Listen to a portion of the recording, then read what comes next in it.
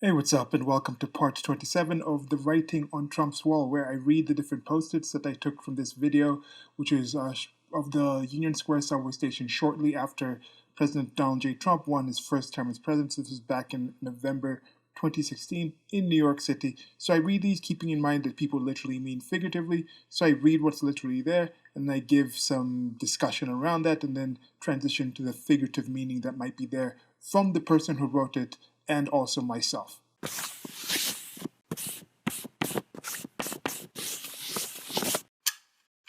I opened these up with current affairs, and I just recorded this the day after President Donald J. Trump just had his Tulsa rally, and this is him getting back on the election trail. And if you're familiar with this channel, if you're not, I am a bit of a politophile, I would guess, when it comes to the United States of America. I've been watching a lot of it since about 2015, 2014, got a lot more interest into it when I was still moving in and out of Nairobi, Kenya, in the United States, different places there. Had some time there in the past, planning on moving back there, relocating legal migration with hopefully a job and a business and everything, and integrate into the society. I like the society, I like the culture, I have some interest in seeing where it's going to go. So, getting back to this. President Donald J. Trump just had his first rally, which I would say would be a relaunch of sorts of the election, getting back on the election trail after this long shutdown from the pandemic that's been going around the world. And I think now this is going to be now getting down to the sprint towards the end of the election. I think the election is on November 3rd this year, so 4 more months around there. So with this one, I'm used to Donald Trump's speeches. I had been listening to his pressers, his early White House pressers, just from seeing what does he actually say at the presser. Then I go to MSNBC, I go to Fox, I go to BBC, I go to Al Jazeera, I go to these other news channels and seeing how that's actually being reported. What points do they point out? What spin do they put? The people who are doing opinion pieces, what opinion pieces did they put on it based off of that? And then I can tell off of that. Then I go and actually look at the actual data that's out there, both of the things that Trump and Fauci and Dr. Birx and all the other people there said.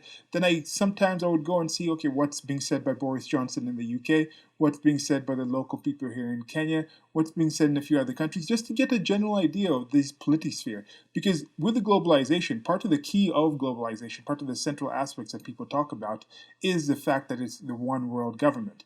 But besides the one world government, there is a one world culture of sorts that is growing, a westernized culture, a culture of the United States of America that is being put into other places and other locations.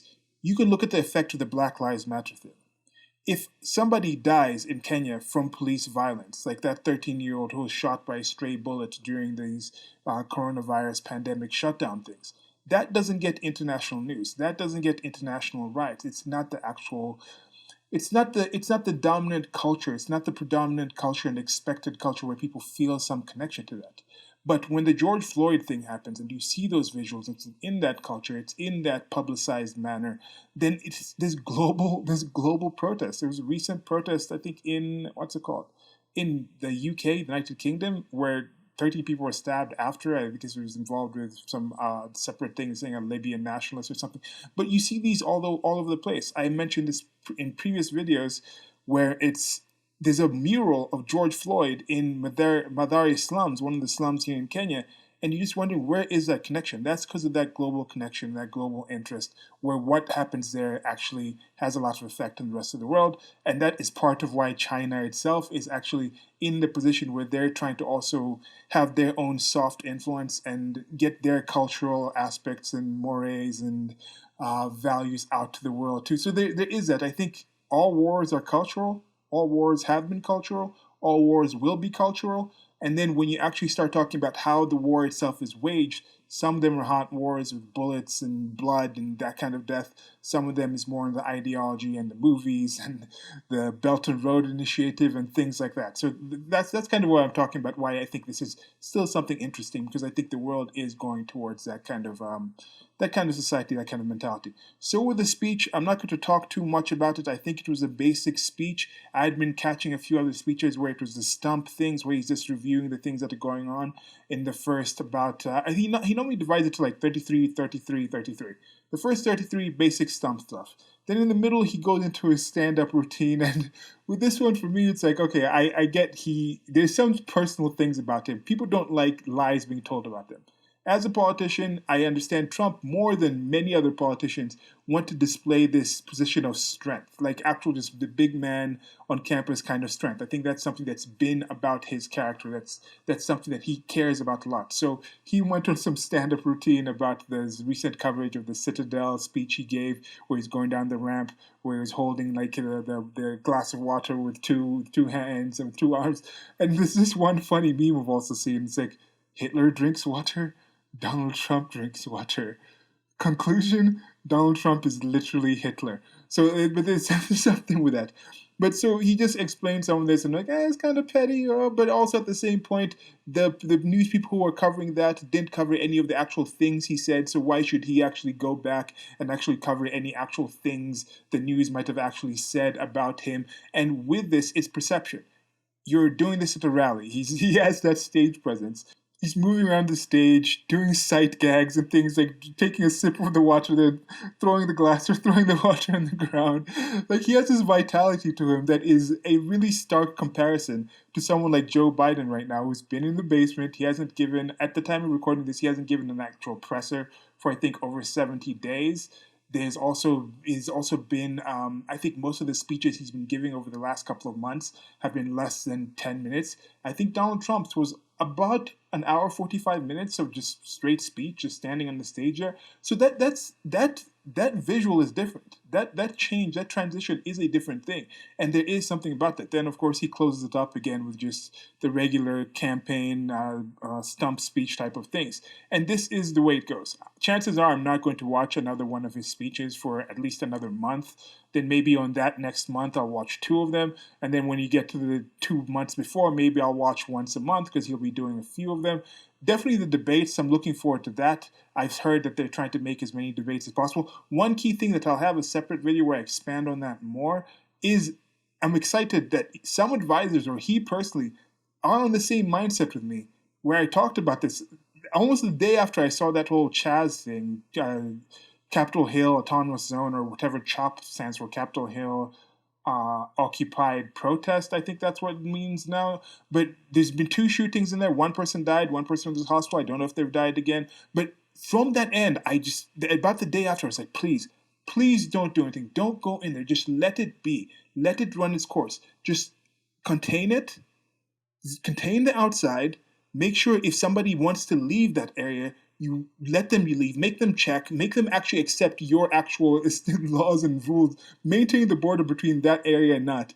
The people who are in there, who still want to be Seattleans, who still want to be Americans, and don't want to be part of this new country, this autonomous zone, or this occupied protest, and they're being hurt as Americans. You've done bailouts, you've done stimulus, you've done ways to help all these people on the outside for other things that were outside of their control. Help these people. It's a 6-block area, so it's maybe 100 businesses or more, but help those people. Help those people who are living there. Secure those people's lives as much as possible. But everything else, just contain it. The people who want to enter and participate in this with part of these people, let them enter there. But if they come out, they have to follow the certain rules and agreements that you set.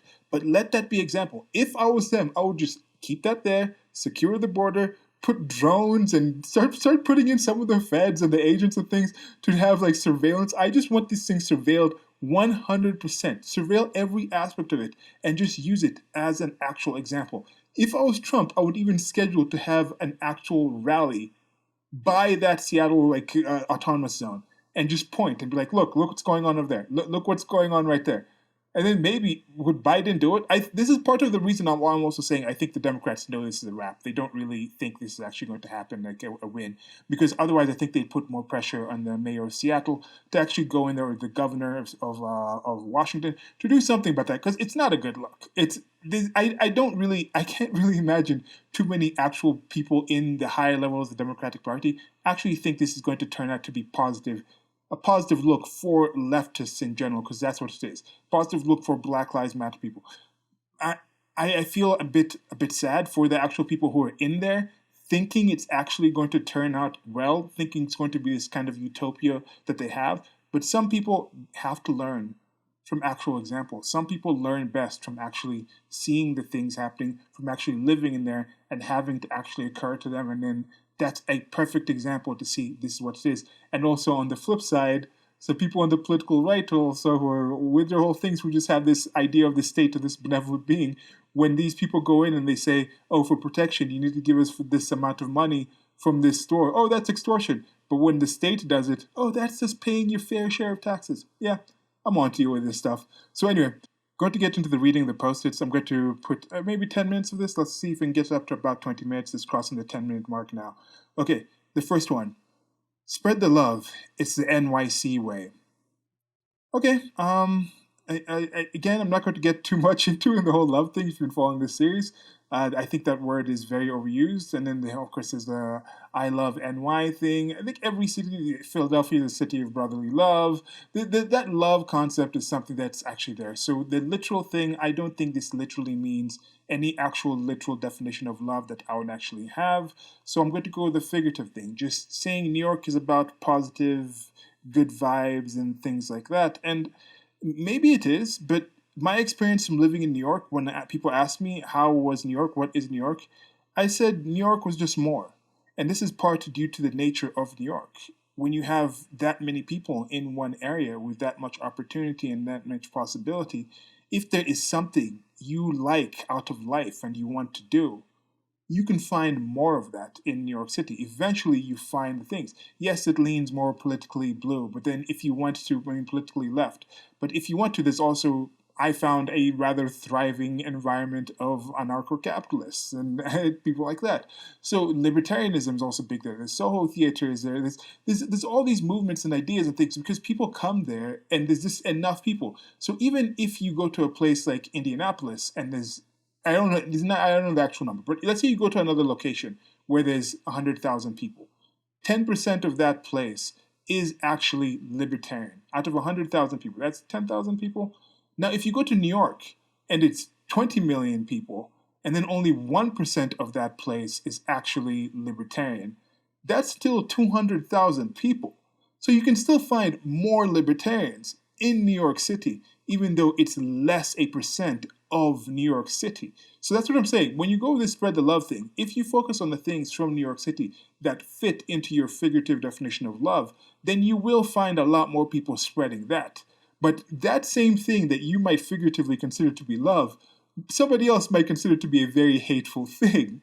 And then they can focus on that same thing and that same percent and then think it's a much higher percent of that hateful thing coming from New York City, even though percentage-wise, there may be other places where that hateful thing or that loving thing is actually more of that society, if that makes any sense. Okay, moving on to the next one. Hearts, not parts. So again, with the I Heart New York kind of figurative heart, that's another thing where it's figurative. The actual shape of a heart is rather different.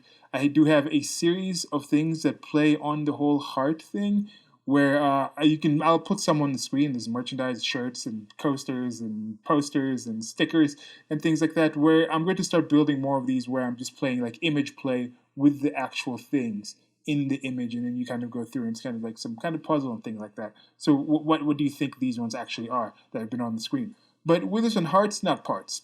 And hearts, not parts is an interesting thing with the parts. Going to New York City, it's also been part of one of the places where there's a lot of acting and Broadway and things like that. So hearts, not parts. So maybe speak with your hearts. Okay, literal part. Okay, going to the figurative.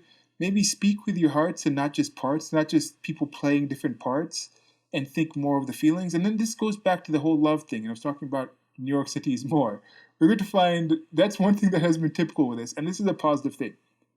Most of the problems in the world exist not because of what X is, but because of how we define X. So a lot of these people are reacting to the same thing of Trump's actual presidency. A lot of these people are, one of the predominant expressions that I've seen here seems to be about love and caring. So it's just about how do you define that love and caring? Because some people voted for Trump because of a sense of love and caring. I think most people did for a sense of caring for the United States of America. Some people were against Trump, the people who were against Trump, most of them, for an actual coming from a place of loving and caring from America. So where is the disconnect? Is there ways you can actually have a situation where you focus on that hearts And you're not just playing your parts. You're not just like, I'm on the left, I'm on the right, and we're playing these parts of these antagonist groups, where we can just actually see, like, let's actually, where are our hearts taking us? Where are the actual feelings? What are the things that are determining our feelings? Why do we feel this way about this certain thing? And why don't we want to actually come together and accomplish these certain things? So that's part of why I'm doing this series.